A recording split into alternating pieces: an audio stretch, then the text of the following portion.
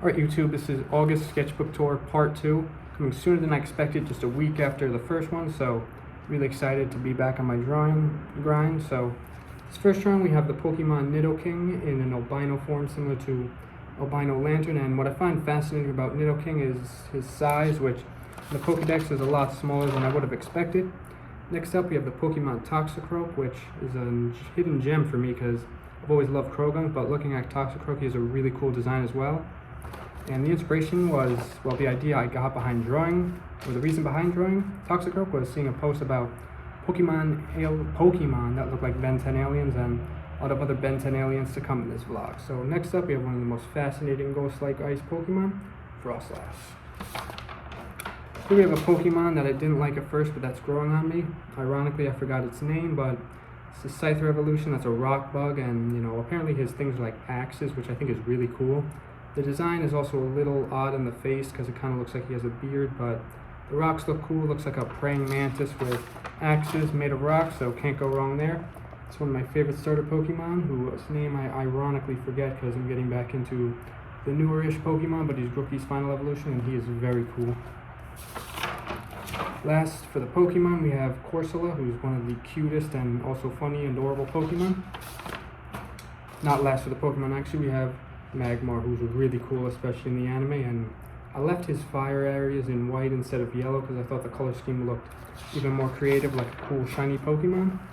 This one is like a fusion of Ben 10 and Pokemon. It's Accelerate mixed with the Starmies, mixed with the Forearms, so I think that's cool.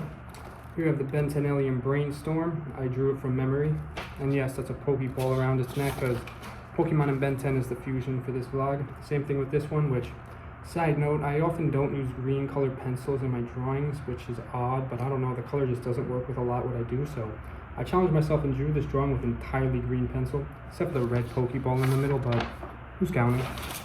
This guy is really cool, Ripjaws from Ben 10. I really love how this one came out. I think it's very well detailed now that I look at it again, especially in the face and the scales. This one is inspired from a fan-made Pokemon, fan-made Ben 10 aliens. I'll link the artist in the description below. I don't know exactly what alien this was intended to be, but I had fun creating it, or recreating the artist drawing, and same goes for this one, who looks a lot like Embo from Star Wars The Clone Wars, as well as Pokemon and Ben 10, so that's a three-way win for me. This one is another variation of upgrade from Ben 10, but the original artist drawing, I kind of made it different because the original artist drawing looks similar to this, but his was all white, or had a lot of white in it, but for me, I got carried away with the green and got distracted by like background noises and things going on in my house that I figured, it looks just as cool being green, right?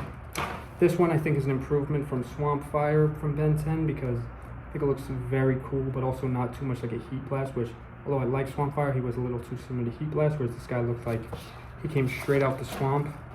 This is also JetRay from Ben 10, which, seeing an artist talk about concept art of Ben 10, he mentioned like he felt that JetRay looked a little bit weird in the mouth area for an alien from space, or directly from space, so I can kind of see that, but still love the OG nonetheless.